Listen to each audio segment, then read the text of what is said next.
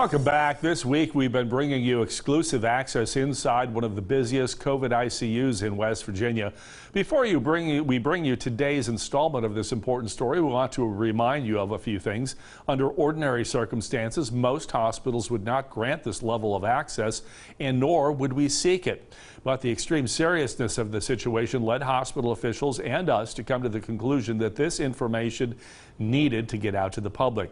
While in the COVID ICU, our staff did not enter any patient rooms and did not interfere with their care. Now, prior to this airing, WVU Medicine officials reviewed all of our footage to ensure patient privacy. That said, you've heard the politicians in the public service announcements urging you to get vaccinated.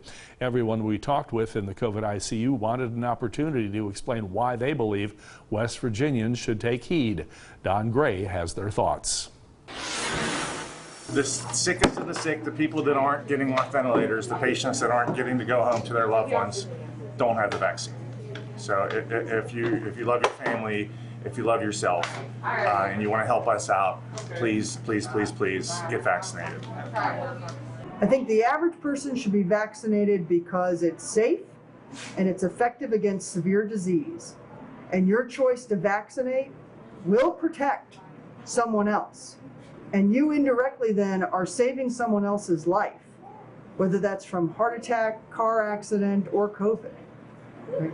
So your active choice to vaccinate or not vaccinate directly affects whether someone else lives or dies. What hits close home to me is that the patients are my age. That is very scary because I think I have a whole lot of living left to do. So that's very scary to see people that are my age, in my group, and younger. I've seen patients in my unit that are in their 20s, and that's really scary too, because those people still have a lot of living left to do as well. A vaccine definitely could prevent you from being in my ICU and getting as severely ill as some of these patients are. To me, it makes sense that you would do that for yourself to help protect yourself and protect your loved ones as well.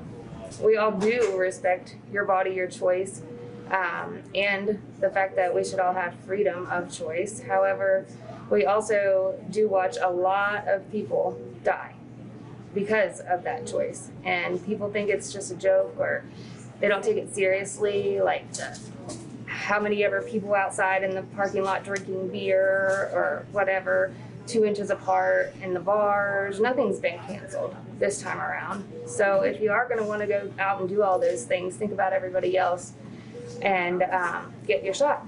The only one thing which has definitely worked is vaccines, because the majority of the patients you will see in the ICU are unvaccinated.